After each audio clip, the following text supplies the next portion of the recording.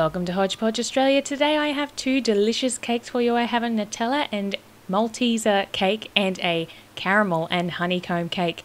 But first, I want to give you a review of my Wilton Bake Even strips. You guys asked me to give you a demonstration of these, so that is what I have done, and that's what I have made these cakes out of. First off, I started with two springform pans. They're both greased in Crisco, they're both coated in flour, and I have been soaking the Wilton strip in cold water for at least 5 minutes. It was probably more than 5 minutes. And I have two chocolate cake mixes. They're both exactly the same. They're just a box packet chocolate cake mix. So I am going to attach my Wilton Easy Bake Strip onto just one of the springform pans so we can compare just how it bakes. Now, I was a little bit concerned because I only had springform pans that by putting the strap around, it's obviously not sitting flush on the cake tin because of the spring to release the cake. But I'm giving it a shot in the springform pans first, so let's see how those cakes turn out. After being baked in the oven, here we can see the finished thing. Without the strip, we have a lot of cracking on the top and a bit of a dome. On the Wilton strip cake, we don't have the cracking. However, it's still not level. So that's my first disclaimer right there. Not level. They really feel just as moist as each other, so I'm not really sure if it retains as much of the moisture as it sort of makes it sound like it's going to be really lovely and moist. They both feel lovely and spongy. And there you can see the height of what I have gotten out of my cakes. So that is a slightly bit higher. However, it is still going to need to be leveled. I'm going to have to get out my Wilton leveler. I do have one, Jessica. Thank you very much. And it still needs to be leveled. It does actually come up just one layer higher on your leveler. But let's try it again with just a regular non-spring-formed cake pan. So I went and bought two more because I was really curious if there was going to be a difference. And again, I'm just using the exact same two packet mixes. This time I'm doing a buttercream cake instead of a chocolate cake. And we're going to pop those into the oven for exactly the same amount of time, both on the top shelf, and this is how they've come out. Again, it will need to be leveled slightly, but you do get a little bit more height when using the Easy Bake strips. So you get, when you're using a Wilton leveler, you know, it has the notches on the sides of a Wilton leveler, and you choose the level for the cake. You do get to go up one extra notch when you're using the Easy Bake strips. Having said that, I don't think they're the be-all and end-all for baking, because if you're leveling anyway, you're not actually wasting that much cake. I actually find that now that I'm looking at it, the springform pans actually waste more cake because for some reason it domes more in the middle than these lower, just regular cakes. But let's get on to our Nutella and Malteser cake because I know that's why you're watching. And it's, oh my gosh, oh, so good. So let's use our butter cake. And we're going to need so few ingredients for this. We have Nutella, we have Philly cream cheese, and we have icing sugar. And then for decoration, we have Maltesers. Now, I have 3 packets there. I went a bit nuts. I really wasn't sure how much I was going to need. You only need 1 packet. So that's really good news for me because now I have 2 packets of Maltesers in the cupboard. But let's start by making our frosting. So cutting up 225 grams of Philly cheese. So that's 8 ounces for Americans and just under a full block of Philly cheese for us here in Australia.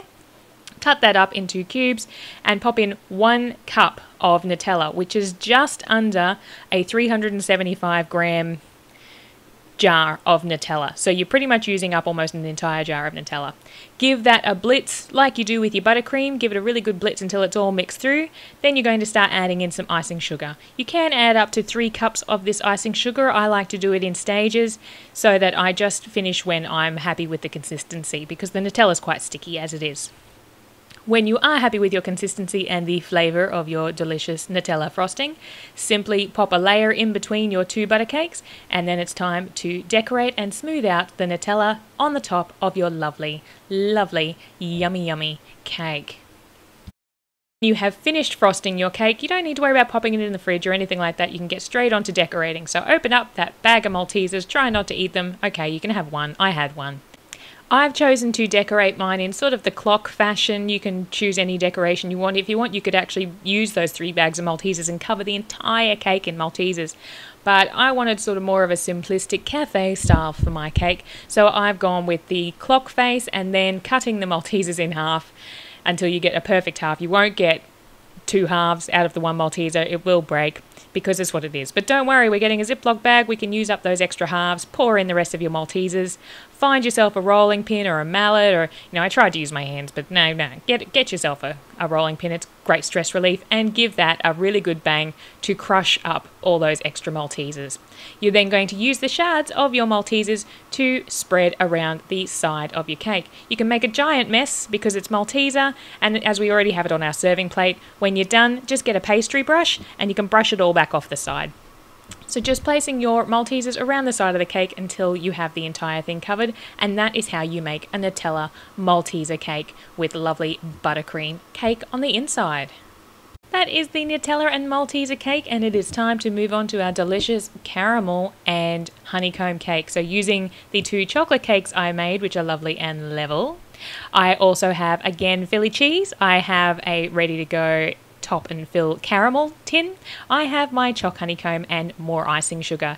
You're going to make your caramel exactly the same way as you made the Nutella mix. So just the 225 grams of the Philly cheese combined with pretty much the entire tin of the caramel. I do have a little bit left over, so don't use the entire tin if you don't feel that you want that much caramel. However, it is a subtle caramel taste, so if you want a really thick caramel taste, add in some more caramel. Then put your layer in the middle of your cake of the caramel, and you can see there it oozes out the side. So it's not as thick as your Nutella mix. On the top it does actually feel quite firm, but I really wanted a nice image of the caramel dripping down the side of the cake because it's just so enticing and you just want to eat it. And oh my gosh, it's so hard not to dip into that big tub. I'm on a diet. Have I mentioned that? I make these cakes and I'm on a diet. So I have to try so hard not to eat these things, and I give the cakes away to family and friends. My mother is taking these half and half of these 2 cakes away with her this weekend when she goes away with some friends. So how lucky is that? And I get to cry into my empty bowl of caramel because I don't get to eat it. I'm getting sidetracked. I apologize. Let's get back onto it. So again, with the honeycomb, pop it in a Ziploc bag, give it a big smush. Find the smaller pieces because the choc honeycomb doesn't break up as well as the Maltesers. You get big chunks of chocolate, so break those out. Get the honeycomb and sprinkle it over the top. It's that easy. These are so easy to whip up. If you've got an afternoon tea or something, you've got people coming over, whip up one of these cakes. They're so yummy and they look so effective, and I'm sure they taste absolutely delicious. Can someone make them and taste them, and just I'll live vicariously through you. Thank you so much for watching. I hope you have enjoyed these tutorials. Please let me know what you think, and we hope to see you again real soon.